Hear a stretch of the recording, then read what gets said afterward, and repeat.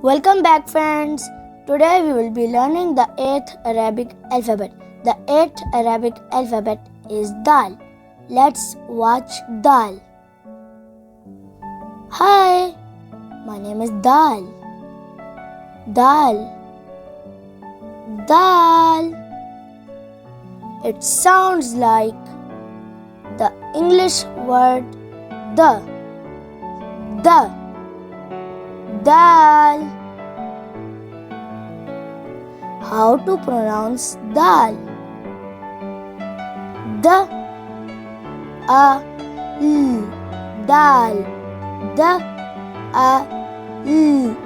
Daal. The words starting with Daal are Dik means rooster, the Jaja means hen, and Dawa means medicine. Thank you, friends, for watching my video. See you in the next video with the next letter. Bye, friends.